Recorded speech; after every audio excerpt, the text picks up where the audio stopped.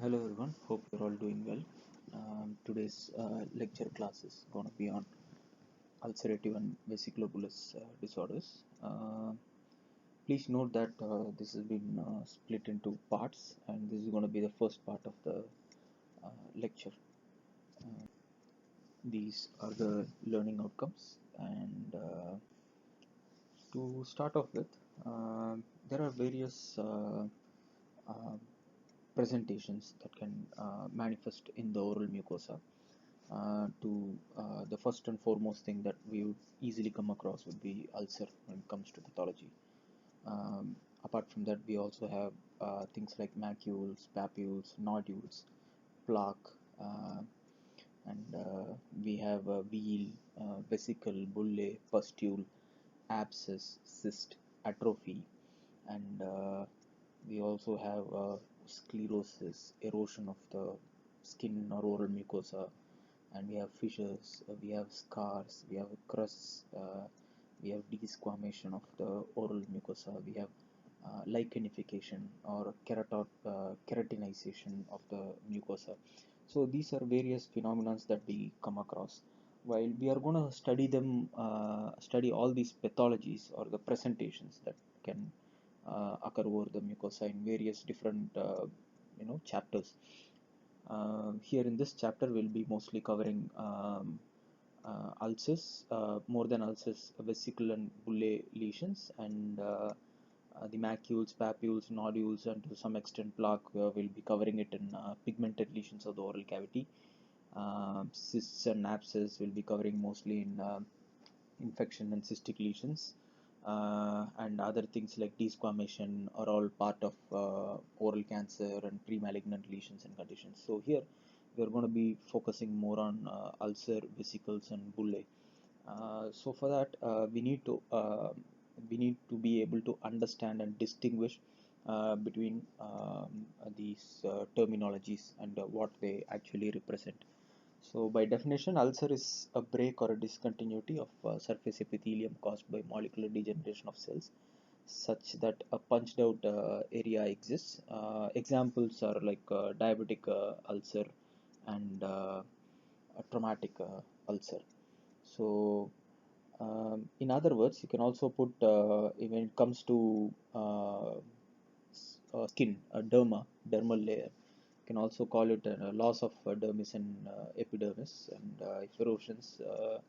They are produced by scratching, or terms called excoriation is also used. And these are some examples. So they can present differently in various conditions. Like for example, the picture above you see is kind of an very acute kind of an ulcer, where you can see signs of inflammation surrounding the ulcer.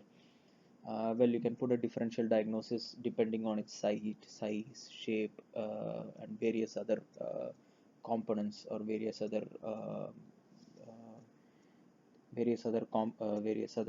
clues which aid us to a diagnosis. And you can see in the picture below that you have a more chronic type of an ulcer, depending on its duration, size, and site, and you can actually which narrows it down to a particular type of ulcer based on its etiopathogenesis.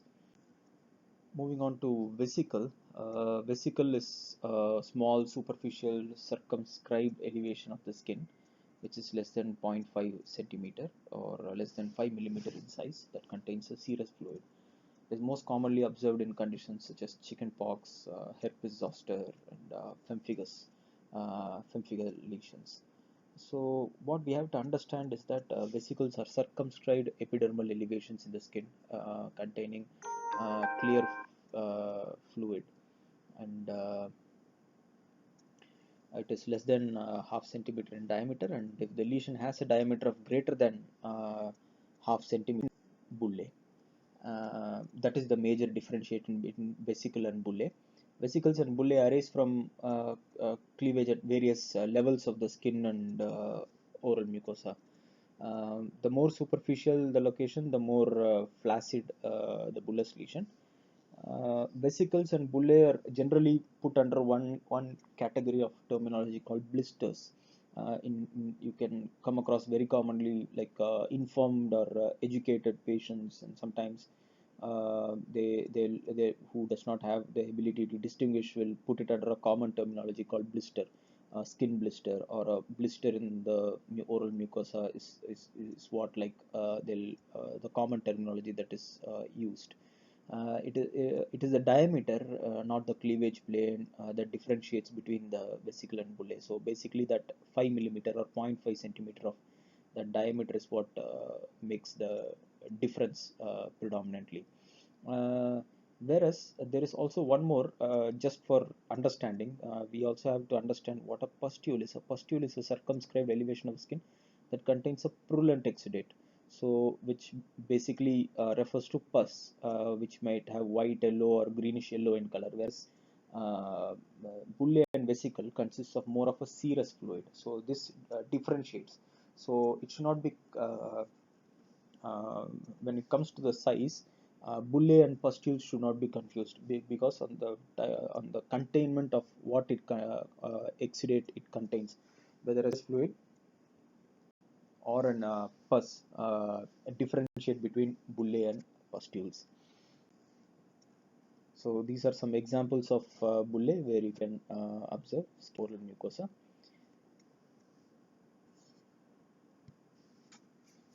We always mention for diagnosing any oral lesion or condition, it always starts with history taking and examination.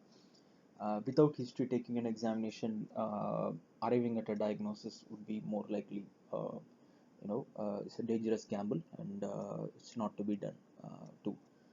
It is very essential, and history and examination is the most likely tool that is going to give us a very good provisional diagnosis based on which we are going to carve our investigations. So, for us to start off with, we start with history where we get the chief complaint of the patient.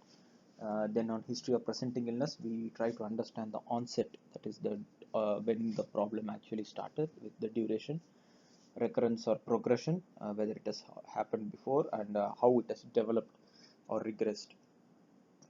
Then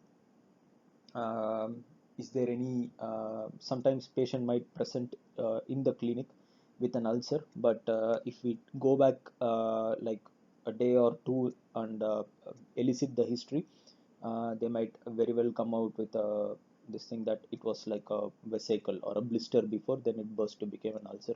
So we need to understand the uh, the proper way it started and it has progressed into, and the presence of the lesions in various other parts of the body apart from the oral cavity, because that connection gives us another great clue as to what the problem might be. Whether it is localized or generalized is actually a very good marker for us to narrow down to the diagnosis. And any concurrence with systemic manifestations, any pre-existing medical or systemic conditions, and any medication, past or current medications that is being taken by the patient. Information plays a very key role in terms of later when we try to formulate a diagnosis. Moving on to examination part, like I told you, like examination, I've always told this in various other lectures also. Examination, when you do an, let it be an extraoral examination or an intraoral examination. In intraoral, let it be soft tissue or hard tissue, whatever it might be. In examination, if you're going to do it, except for there are certain exceptions, but most of it will have two components, that is inspection and palpation. Except for example, if you take a lymph node examination, there is only going to be a palpation. You will not that very commonly come across an inspectory finding of a lymph node, unless the patient is having a severe lymph node metastasis or something. You might not generally come across inspection part of the lymph node, but except for these very few examples, in most of the components you have both inspection and palpation. Inspection is what you observe, and palpation is by performing an examination by touching, feeling, pressing, compressing, or trying to blanch it, stretch it, transillumination. All of this, all are palpatory parts. So in inspection, we see the size, we see the shape, we see the numbers, and we see the location, and how the edges of the ulcer or the vesicular bullae are, and how the floor is presented, if there is any active discharge, and how about the surrounding mucosa, whether it is inflamed or is there any erythema present associated. And on palpation we see for tenderness, we check for pain. Sometimes in history patient might associate it with a burning sensation, and especially if you take cases in severe cases like Stevens-Johnson syndrome or toxic epidermal necrosis, patient will wake up with a bloody mouth. That is, when they wake up they'll have a pool of they'll have blood pooled in their mouth because of that this thing due to the damage that is being done to their mucosa during sleep. And the edge and margin is examined, and the base and depth of the ulcer. So this is very critical in terms of distinguishing between tuberculous ulcers, rodent ulcers, which we see in basal cell carcinoma, and in sometimes in case of severe SCCs, squamous cell carcinomas. You can see the base and depth plays a very crucial role. And edge and margin, one example I can give is syphilitic ulcers. Bleeding on palpation of these ulcers is another significant symptom, because a lot of these chronic long-standing non-healing ulcers do not tend to bleed that easily, and surrounding mucosa and skin. Any ulcer that presents with a little bit of inflammation tends to be more acute in nature, which is very short duration.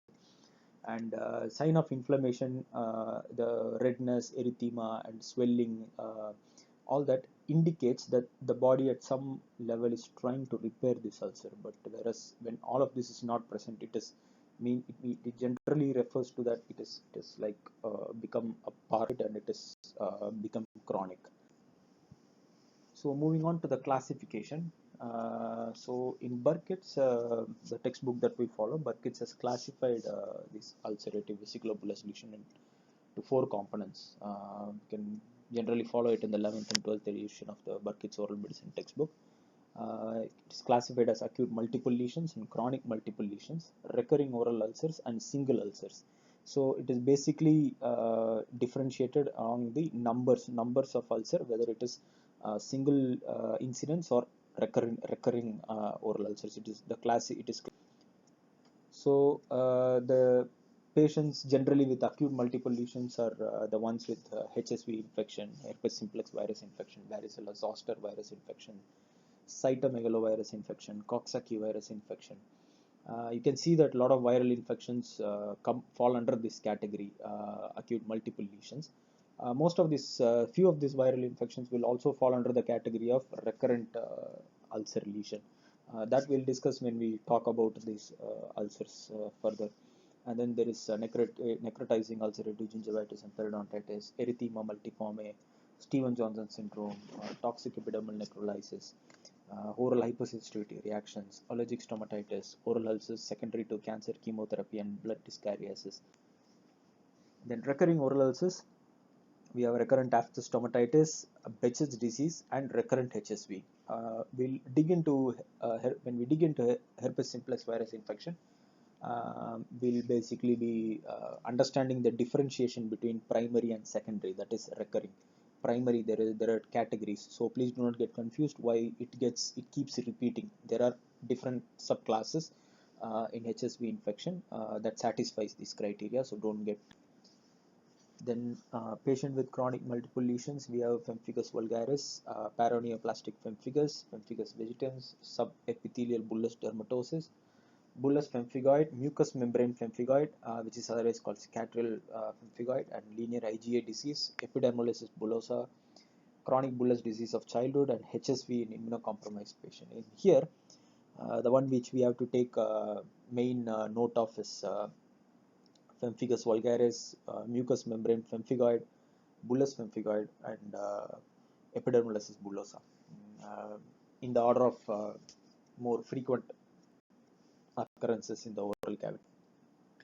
Then moving on to patients with single ulcers, where we have traumatic injuries with solitary traumatic ulcer, which presents as solitary ulcer, and traumatic ulcerative granuloma, and histoplasmosis, blastomycosis, and mucormycosis. All of this generally present as single ulcers. And so we'll start off with acute multiple ulcers, and we'll see all the listed um, diseases that were listed under the category of acute. Okay, to start off with herpes simplex virus infection, the herpes virus family or the herpes virus has 9 different variants or 9 different types of virus are clubbed together and put together in one family because they share certain similarities, and they fall under the category of herpes simplex virus. The one which we will be focusing more will be HSV1 and HSV2. Our main concern will be HSV1 because that is the one which which leads to primary herpetic gingival stomatitis, which is most commonly seen in the oral mucosa. But there are certain conditions in HSV2 where you can see a combination of ulcers, that is ulcers forming in both the oral mucosa, the genital mucosa, and also other mucosal parts of the body. And this type of transmission occurs due to sexual transmission in both the genital and the oral mucosas. So for us, these two will play a major role, and we'll first talk a little bit about HSV, herpetic stomatitis, which is the primary herpetic stomatitis, which is caused by HSV. The etiology is herpes simplex virus, and over 95% of the oral herpes cases that we see are falls under this particular category of primary herpes, primary herpetic gingival and physical contact is the mode of transmission. Like I told you, it has to be physically transmitted from one person to another. It is not water, or it is not the fecal-oral route, or the the airborne kind type. Actual physical contact has to be made for this to spread. For this particular virus is that almost literally 90% of the population experience subclinical infection or mild transient symptoms. Most cases in those between are of 5 years of age, and incubation period is roughly about 2 weeks for this virus to act up, and fever, anorexia, lymphadenopathy, headache, in addition to oral ulcers or the general clinical manifestations. And it generally occurs as coalescing grouped pinhead sized vesicles that follows to become ulcerate. So the taken here into consideration is that these do not directly manifest as ulcers. They first tend to form vesicles, which then progresses to become ulcers. And ulcers show an yellow fibrinous base with an erythematous halo. Both keratinized and non-keratinized mucosa are affected, and gingival tissue with edema, intense erythema, and there will be pain. Patients with herpetic gingival stomatitis, especially at its acute stage, when the ulcers start to form, generally complain of pain and tenderness. Lips, especially you can see them in the uh, corner of the lip region, and lips perioral skin may be involved, and that is surrounding the lip area will also be involved. And it generally takes a 7 to 14 days course for it to heal by itself. Basically, in a very healthy young adult for primary herpetic gingivitis, even if we don't actually treat it, the body tends to act against it, and it gets suppressed over a period of time, and it tends to resolve in 14 days. But we try to increase that healing part with supportive management, and and they and something when we talk about these infections, especially these viral infections, there is something that we have to remember is that all viral infection has the tendency to become a latent infection. That is, What it does is the virus attaches itself to nerve axons and survives over there and lays dormant. And when there is an external trigger factor, and that trigger factor can be anything starting from trauma or or contact with another person who again has HSV, can flare up this dormant virus to cause infection again in that person. So that is the primary reason why we go for management of these. Like I told, it's most of the primary herpetic gingivitis is a little bit self-limiting in a normal healthy. If a patient is immunocompromised, that's a whole different story. But normal adult, it's self-limiting. But the reason we go for treatment is we want to control it as much as possible, and we don't want it to become a latent infection. A diagnosis is usually uh, by clinical presentation and pattern of involvement, history and examination, cytology preparation to demonstrate multinucleate virus infected giant epithelial cells can be done. Biopsy results of intact macular area can show intraepithelial vesicles or early virus induced epithelial changes. Viral culture or PCR examination can also be done to demonstrate the virus. The differential diagnosis for primary herpetic gingivitis can be herpangina, hand-foot-mouth disease, varicella, herpes zoster, erythema multiforme. Everything that falls under the acute multiple ulcers category can potentially be a differential diagnosis for primary herpetic gingivitis because of its presentation.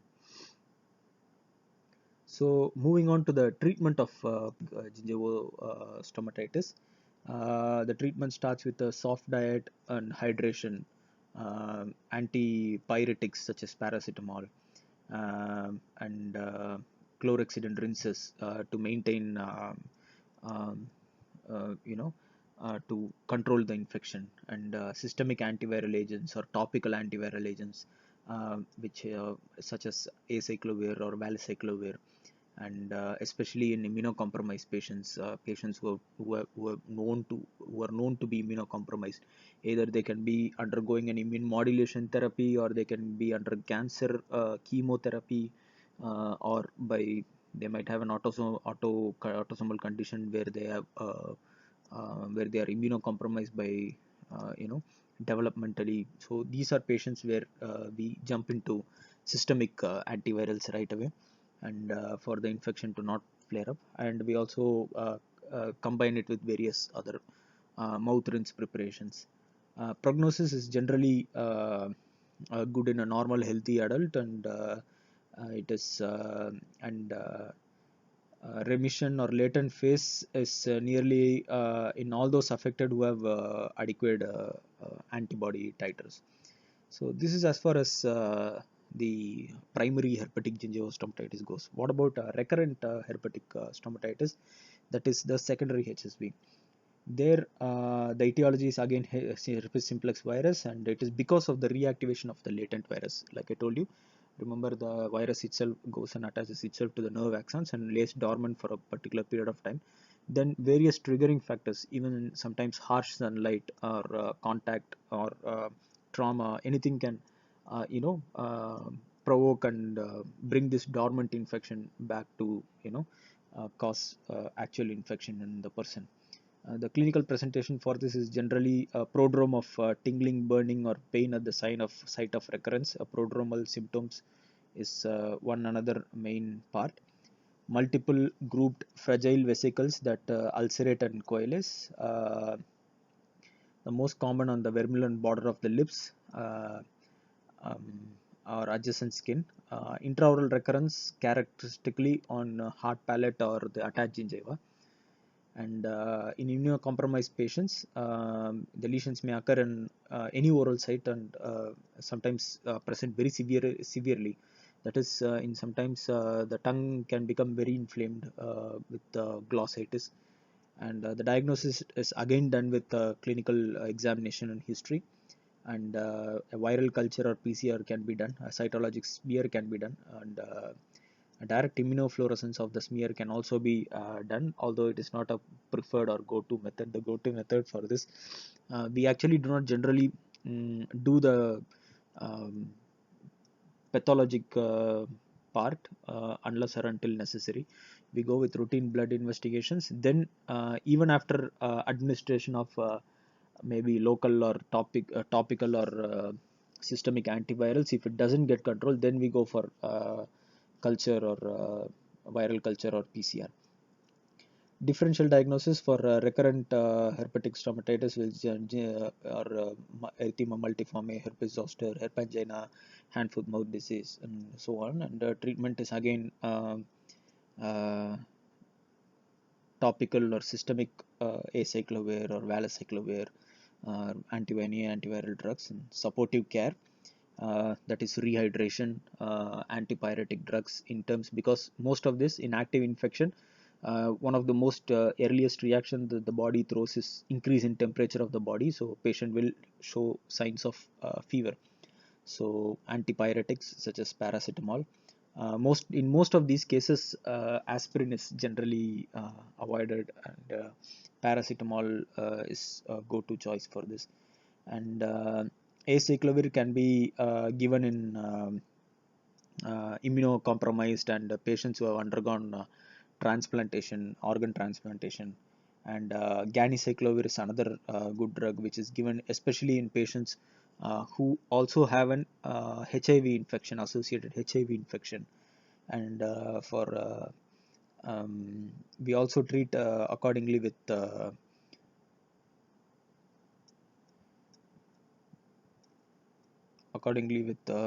for herpes labialis also. And prognosis of this is good again, provided the patient is healthy adult, and it is fair, it is good to uh, excellent, between good and excellent, or let us say sometimes fair in patients who have an associated HIV infection, or they are immunocompromised in some way due to chemotherapy or organ transplant or immune modulation therapy for other conditions. There it might be the duration of that might take for this infection to heal might be prolonged. And healing without scarring generally occurs within 10 to 14 days, and protracted healing occurs in HIV patients. So again, this is a chart that generally puts out the puts out various. Here we have tried to compare between acyclovir, famciclovir, and valacyclovir. And again, in herpes labialis, acyclovir, penciclovir, and docosanol. These are drugs that are generally prescribed, and this thing. The first and foremost drug will be go-to drug will be acyclovir. And in case of very severe infection, and let us say for example the patient is known to be has an associated HIV this thing, then a mere acyclovir might not be just sufficient enough for us, because the patient will already be under treatment, heart treatment for HIV, and just that acyclovir will not do for that patient because he has taken something more stronger. So in those cases we might have to go for something more stronger, such as the ganciclovir and other antiviral drugs. So this is a stepwise guideline, whatever I told you before, how to identify clinically, because clinical examination and history taking plays an important role in terms of diagnosis of herpetic stomatitis.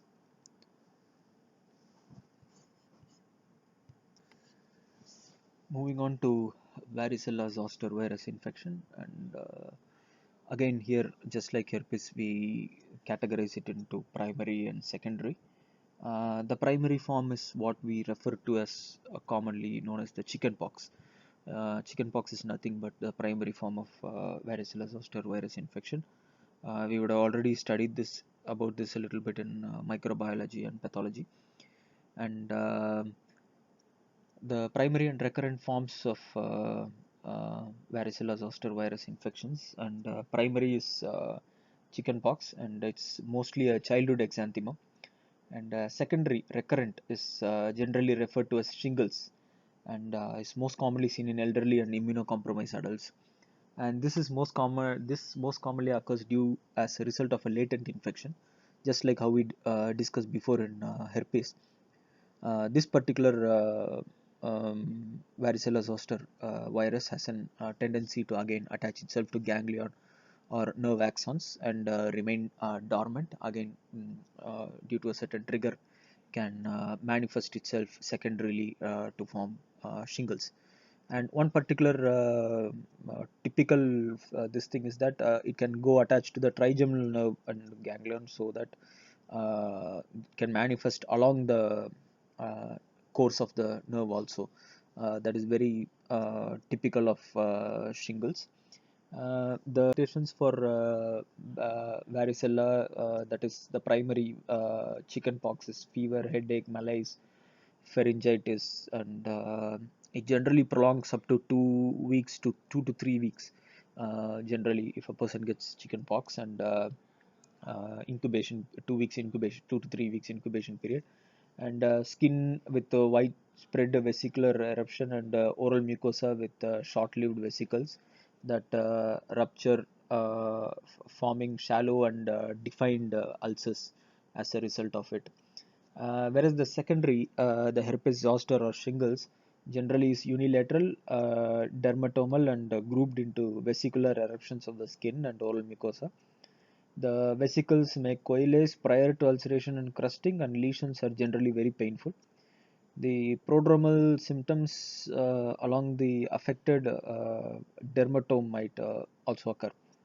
There is pain, paresthesia, burning, and tingling along the course of the nerve, and there is post-herpetic pain, which can sometimes become very severe. The diagnosis is generally done with the clinical examination and history, that is the appearance and symptoms. A cytologic smear can be performed, and PCR viral culture or PCR can also be performed. Serologic examination, since chickenpox is a very well-known phenomenon, we do have an antibody course. We do have an antibody test kit for varicella zoster virus. So, serologic evaluation of varicella zoster virus antibody can also be done, and biopsy with direct fluorescence examination can also be done for varicella zoster virus antibody. Differential diagnosis for this, for varicella zoster, is generally primary herpes simplex, acute herpetic gingival and recurrent intraoral herpes simplex, pemphigus vulgaris, mucous membrane pemphigoid. These are general and the treatment for this is generally symptomatic management in primary infection, and in prescription of antiviral drugs, especially acyclovir in immunocompromised patients and patients with extensive disease, that is extensive symptoms. And systemic corticosteroids can sometimes be used to help and control, prevent post-herpetic neuralgia, and pain control to prevent central nervous system imprinting of the virus. This can be also, there are associated syndromes associated with it, that is the Ramsay-Hunt syndrome, where uh, the herpes, the shingles of goes and attaches itself to the geniculate ganglion, and which leads to Bell's palsy and loss, which can again manifest as formation of vesicles in the ear, and loss of taste sensation in the anterior two-third of the tongue, and also like in there is something called as a zoster sign erpion, and zoster sign herpete, where there is pain without presence of pain in the course of the nerve or the ganglionic area, but you will not see any external presentations present along with it. So these are variations that can form in terms of secondary infection, that is in terms of shingles. The prognosis for this is generally good, and recurrences are most likely to occur mostly only in immunocompromised patients or patients associated with other severe uh, disease or conditions. The complications for this is again post-herpetic neuralgia, which is like after the infection fades away, and patient might still, due to its attachment, might still experience pain along the nerve area. This can sometimes mimic a trigeminal neuralgia or a glossopharyngeal neuralgia, depending upon to which trunk of the nerve the virus has attached itself to. And it's a very important complication of herpes zoster. And in this cases, the symptoms is almost similar to that of trigeminal neuralgia, and the pain lingers for almost 4 months, 4 to 6 months, and after the onset of the lesion. And there are generally predisposing factors such as old age, prodromal pain, or more severe rash during acute phase of the disease. And in case of neuralgic pain, the patients are generally treated with drugs like carbamazepine, gabapentin, opioid analgesics, and tricyclic antidepressants as an adjuvant. But the main drugs that will be given will be like carbamazepine and gabapentin and pre-GABA drugs as such. Moving on to Coxsackie virus infection, another group of viruses. It's an RNA virus. There are 23 type A viruses and 6 type B viruses present in this particular group of virus. And it is mostly transmitted by the fecal-oral route. That is, careless drinking or of water, food habits is the general transmission route for, and improper hygiene is the general transmission route for this spread of this particular virus. And generally, this particular virus has the tendency to cause uh, three main presentations in the oral cavity. Start off with hand foot mouth disease, and which is caused by the Coxsackie virus type A 16, and herpangina, which is caused by Coxsackie virus type A 1 to 10 and 16 and 22. And then there is lymphonodular pharyngitis, which is caused again by Coxsackie virus type A and 10. To start off with hand foot mouth disease, the etiology is very common to that of enterovirus infection, which might occur in mild epidemic proportion, chiefly in children. So you can very commonly come across. So you can see this especially in daycares and daycare centers and in kindergartens, where where one child gets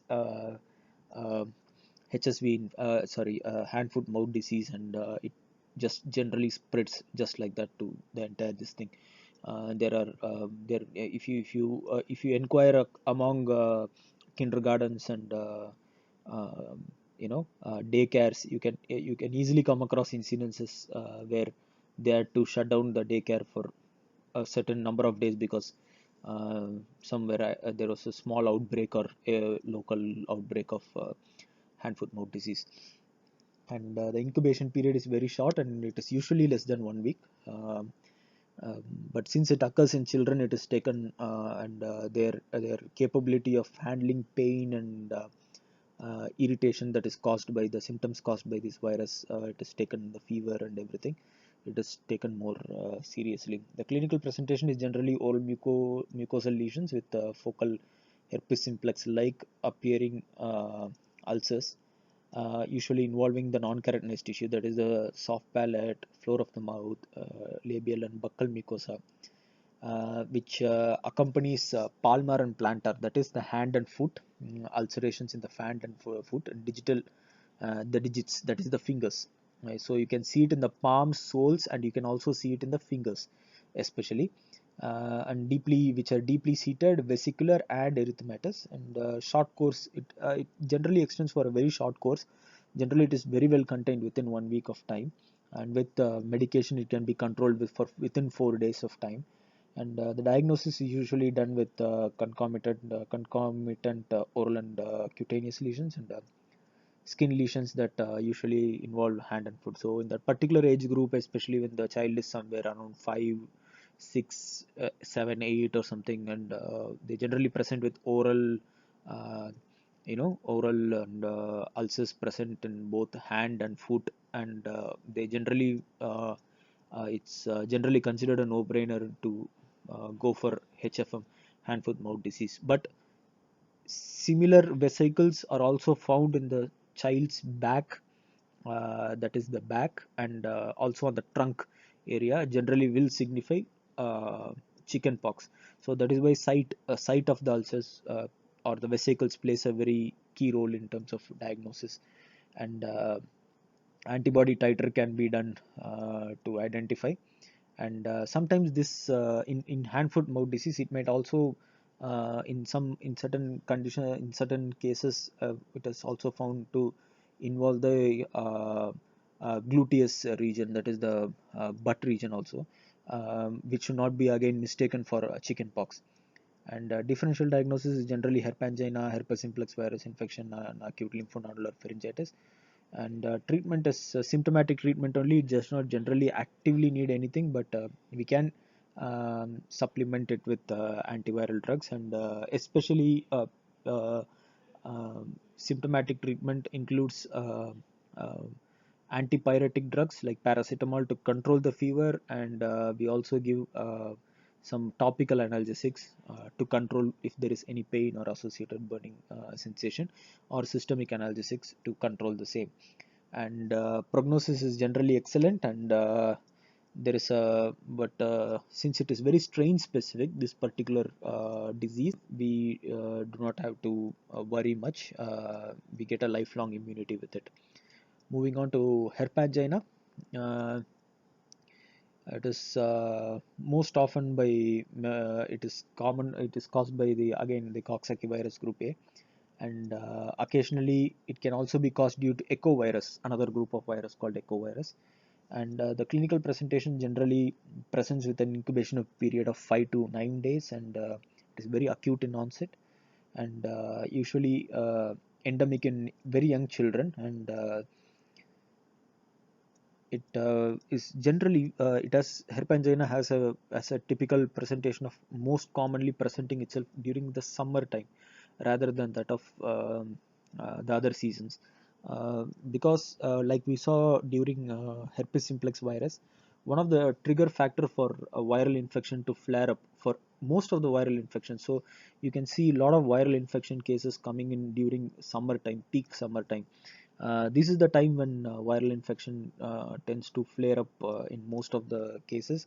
So, and um, it is usually like it's usually subclinical, and occurs mostly in the posterior part of the oral cavity, and mostly the tonsillar areas are involved, like shown in the pictures.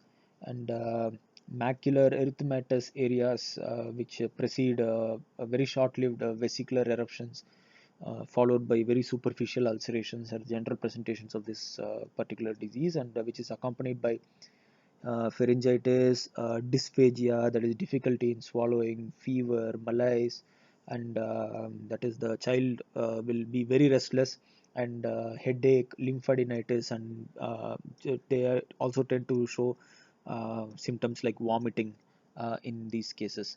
But the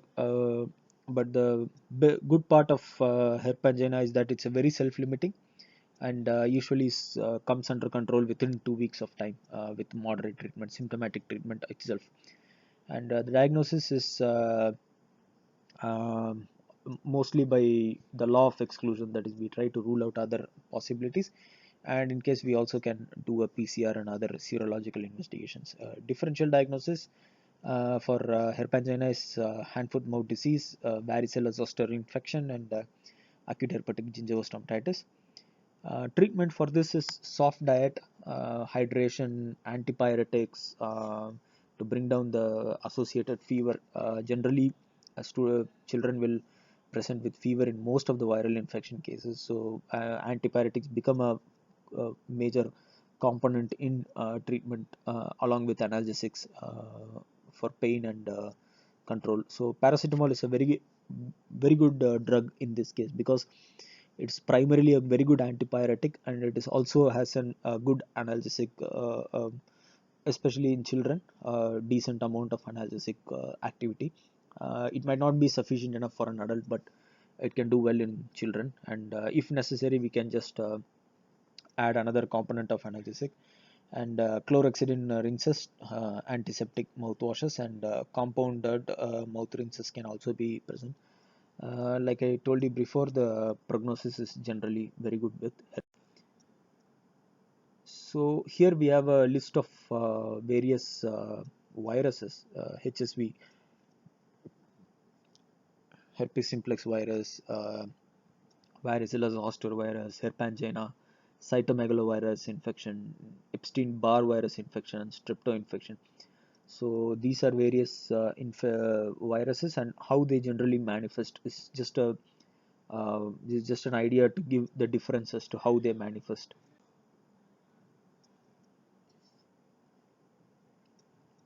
Moving on to necrotizing ulcerative gingivitis and periodontitis, it is not necessarily a vesiculobullous lesion, but it can fall under the category of ulcerative lesions.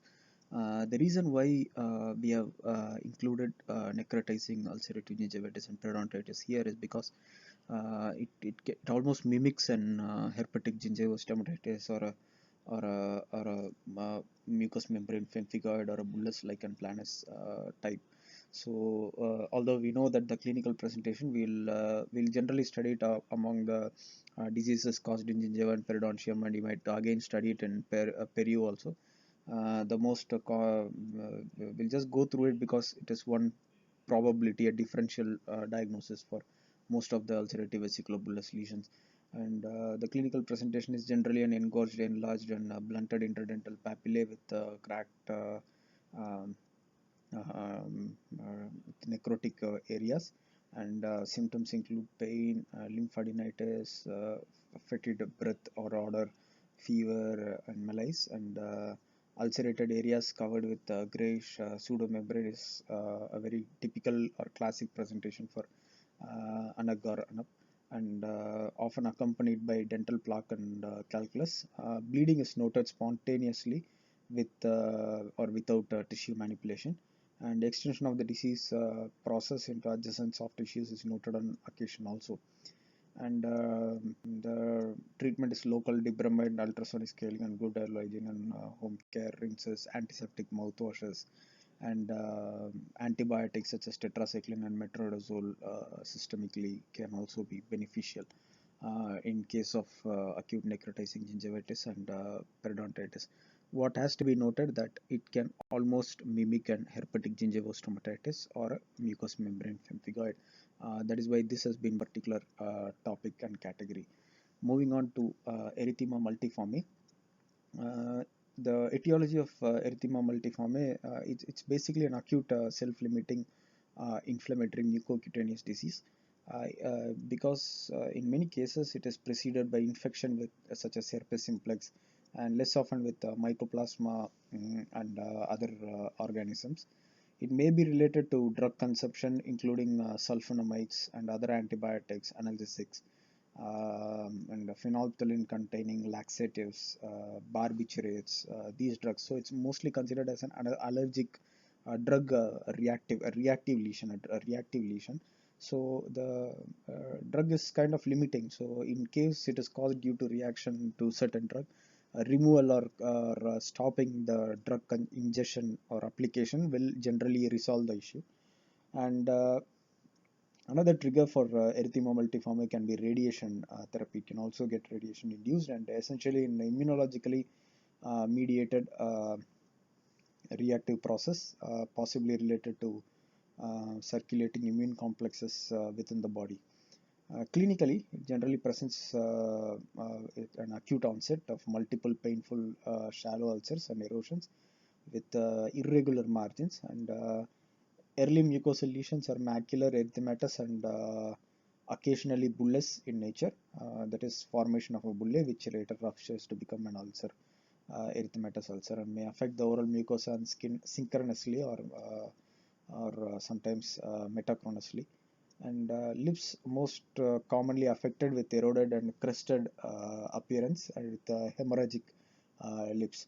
Um, when it becomes very severe, it leads to something called as Steven-Johnson syndrome, which we'll discuss a little more in detail as we go further. Predilection is mostly for young adults, and it has as many as 1/2 of oral cases have associated erythematous and bullous skin lesions. The typical presentation is the target or iris skin lesions, which may be noted over extremities. And genital and ocular lesions can also occur. That is, it can affect both the genital and ocular mucosa also, ophthalmic mucosa also. And usually, it is self-limiting and runs through a 2 to 4 week course. And recurrence again is common. That is, since it's a reactive lesion, any trigger can lead to recurrence of the lesion. Diagnosis is generally done with appearance because of its rapid onset and its involvement, that is the site, because of its multiple site in most of the cases. And biopsy can again be helpful, but biopsy generally do not give us a very good you know idea about how it is for diagnosis of erythema multiforme.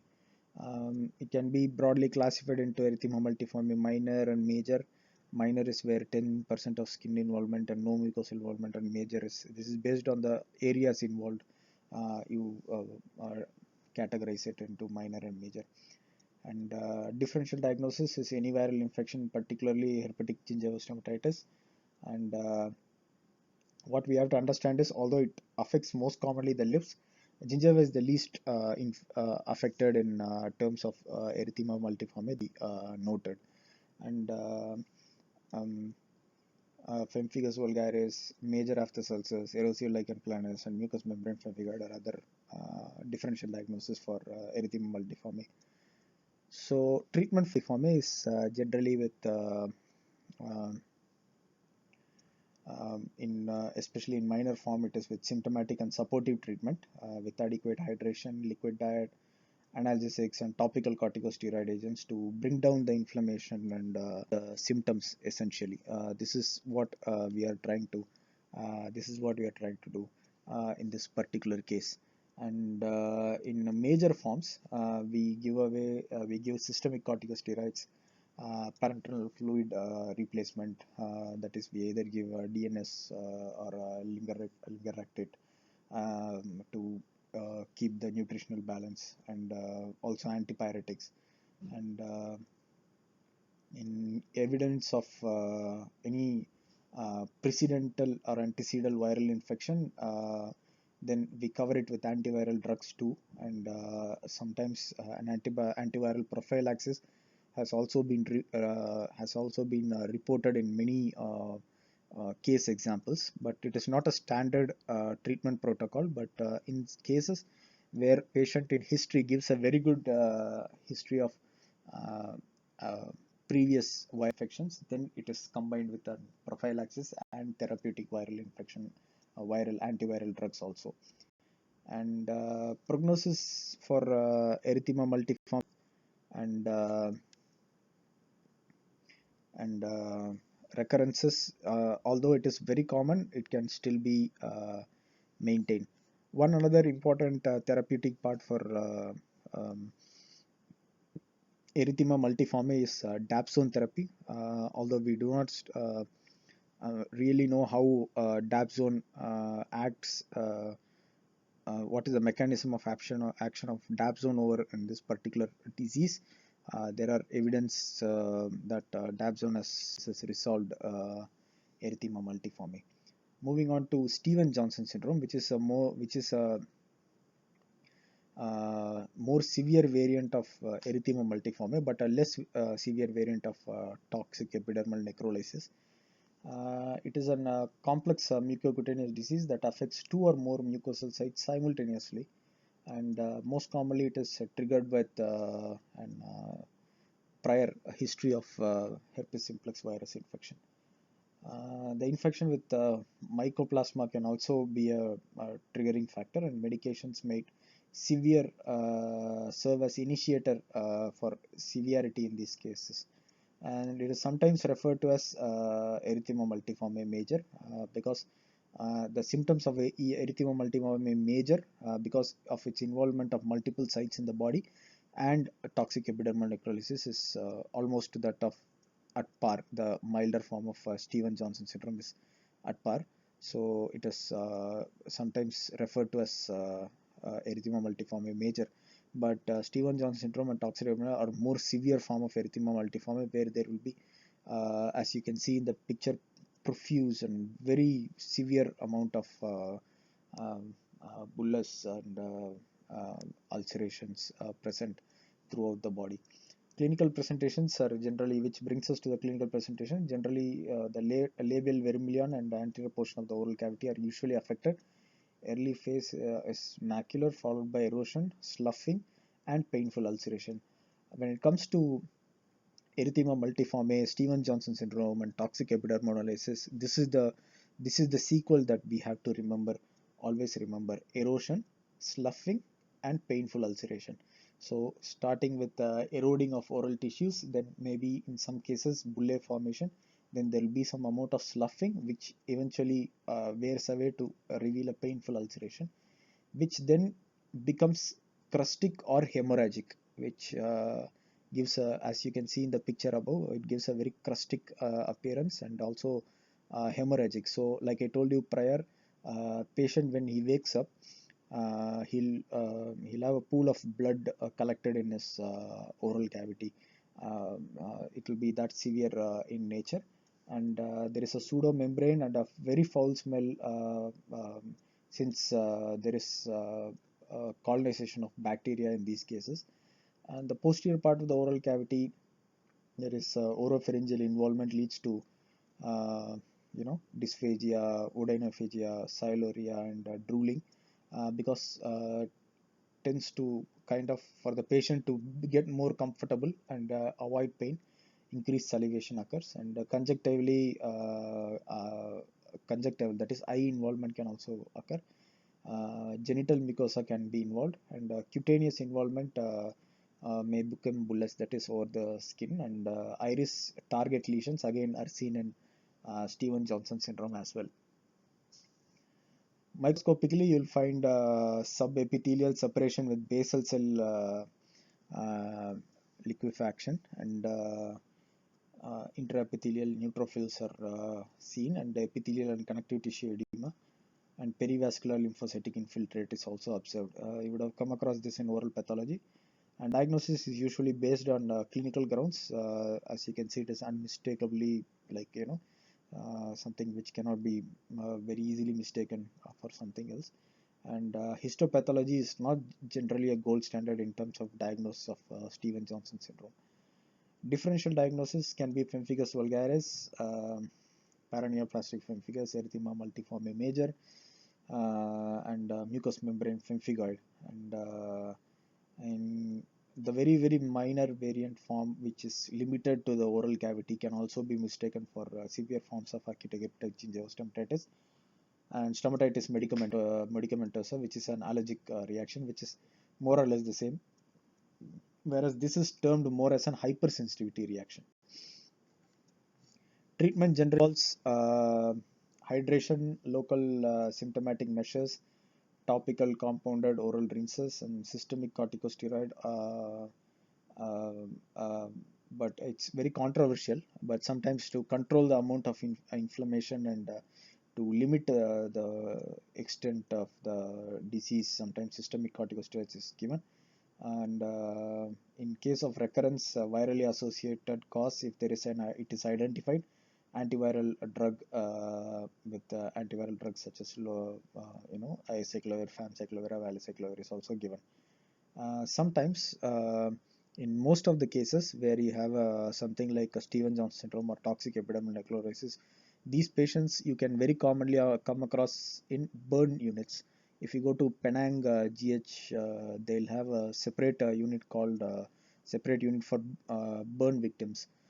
So any major hospitals, let us say in major cities, tertiary care centers, we'll have a ward separately dedicated for burn for patients with burns.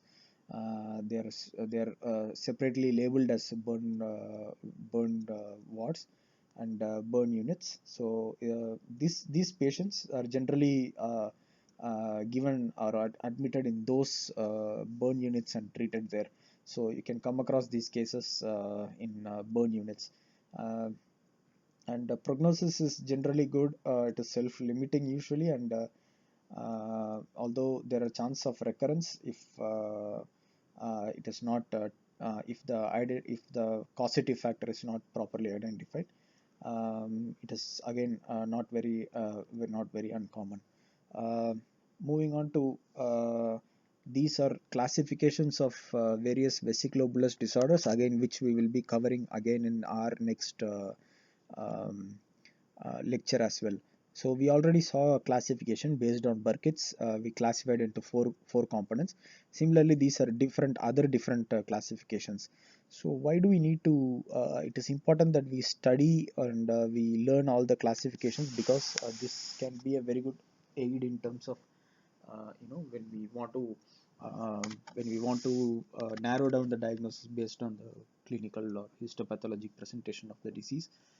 Classifications can come in very handy, and we'll continue this lecture and as we go on. In the meantime, please go through whatever has been mentioned prior. Stacy.